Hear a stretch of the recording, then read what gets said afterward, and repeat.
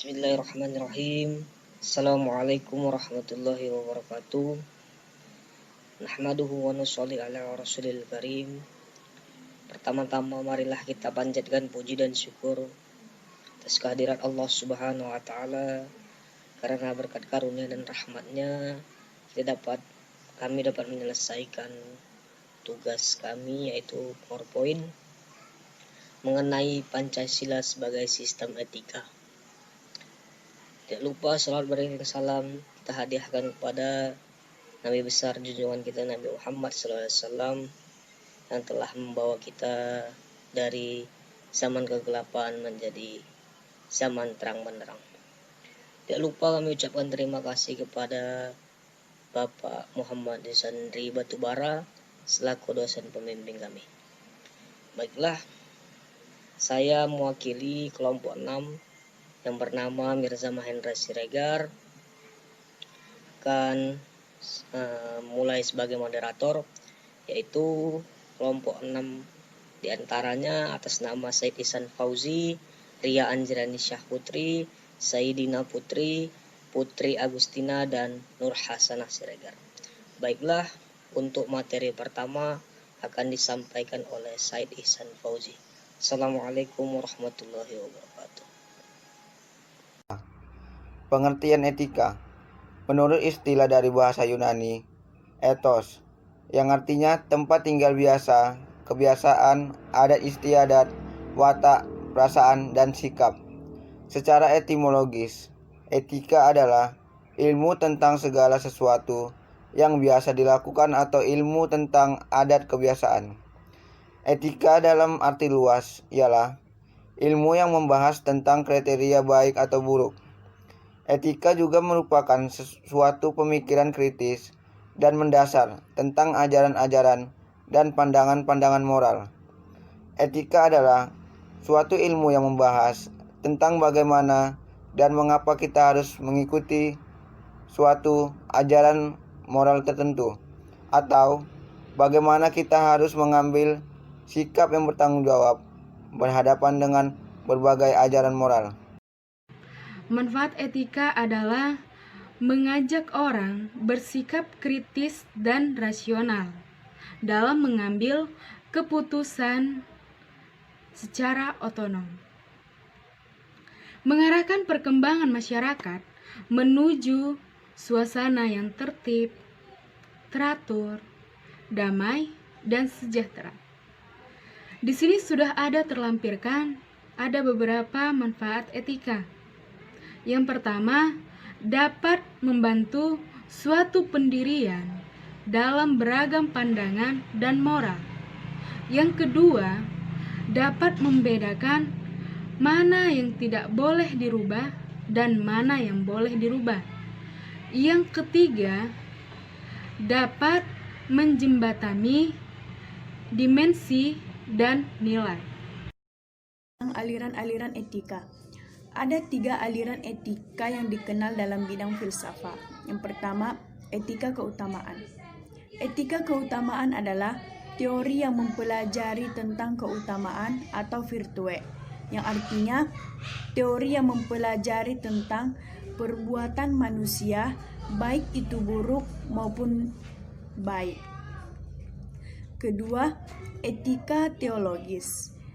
Etika teologis adalah teori yang menyatakan bahwa hasil dari tindakan moral menentukan nilai tindakan atau kebenaran tindakan yang dilawankan dengan kewajiban.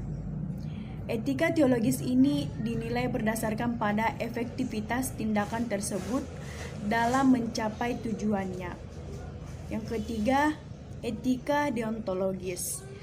Teori etis yang berdasarkan dengan kewajiban moral sebagai hal yang benar dan bukannya membicarakan tujuan atau akibat. Etika Pancasila. Etika Pancasila adalah cabang filsafat yang dijabarkan dari sila-sila Pancasila untuk membantu mengatur perilaku kehidupan yang bermasyarakat, berbangsa, dan bernegara di Indonesia.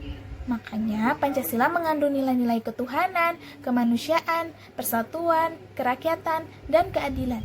Karena kelima nilai tersebut membantu kita membentuk perilaku manusia di Indonesia dalam segala aspek dan kehidupannya. Contohnya nih, sila yang pertama yaitu sila ketuhanan. Sila ketuhanan ini mengandung nilai moral berupa cara mendekatkan diri kita kepada Sang Maha Kuasa dengan cara taat atas ajaran yang dianutnya masing-masing gitu. Misalnya kan kita nih agama Islam itu harus taat 5, sholat 5 waktu kayak gitu. Nah, yang kedua ada sila kemanusiaan. Sila kemanusiaan ini mengandung nilai manusiawi, di mana gunanya untuk meningkatkan kualitas kemanusiaan dalam pergaulan antar sesama. Jadi kita nih harus tetap bergaul walaupun kita berbeda suku, berbeda agama, berbeda ras ataupun kulit ataupun apa, kita terus tetap bergaul, gak boleh mementingkan diri sendiri kayak gitu. Yang ketiga ada sila persatuan. Sila persatuan ini mengandung nilai solidaritas antar sesama dan rasa cinta tanah air. Contoh lainnya itu adalah tidak mementingkan kepentingan sendiri. Kita tuh lebih mementingkan kepentingan bersama. Terus kita menjaga kedamaian di sekitar. Kita tuh nggak boleh membuat keributan, biar supaya tetap bersatu. Kalau kita berribut pasti kita nggak bersatu lagi, berantem, begaduh, nggak boleh. Yang keempat ada sila kerakyatan. Sila kerakyatan ini mengandung nilai berupa sikap menghargai terhadap orang lain. Jadi kita tuh harus menghargai orang lain dalam bentuk apa? Dalam bentuk semuanya, dalam bentuk pendapat atau argumen. Walaupun kita berbeda-beda, kita harus tetap hargai. Kita nggak boleh memaksakan kehendak orang lain juga. Jadi intinya tuh kita harus menghargai orang lain. Jangan mau dihargai aja, kita harus menghargai juga. Oke, yang kelima ada sila keadilan. Sila keadilan ini mengandung nilai peduli terhadap orang lain. Jadi kita tuh harus peduli terhadap orang lain. Kita tuh kalau ada kawan-kawan yang susah, kita tuh bantu. Jangan sombong, jangan merasa diri kita tuh udah paling hebat gitu, nggak mau membantu orang lain. Jangan. Kalau kita selagi kita masih bisa bantu, kita bantu. Tuh. Tapi kalau soal ujian jangan dibantu, nggak apa-apa, itu pelit itu nggak apa-apa. Oke. Menurut saya, pentingnya Pancasila sebagai sistem etika ialah menjadi rambu normatif untuk mengatur perilaku kehidupan bermasyarakat, berbangsa, dan bernegara di Indonesia. Pentingnya Pancasila sebagai sistem etika terkait dengan problem yang dihadapi bangsa Indonesia adalah sebagai berikut. Yang pertama, banyaknya kasus korupsi yang melanda bangsa Indonesia sehingga dapat melemahkan sendi-sendi kehidupan berbangsa dan bernegara. Yang kedua, masih banyak terjadinya pelanggaran hak asasi manusia di kehidupan bernegara. Yang ketiga, ketidakadilan hukum yang masih mewarnai proses peradilan Indonesia.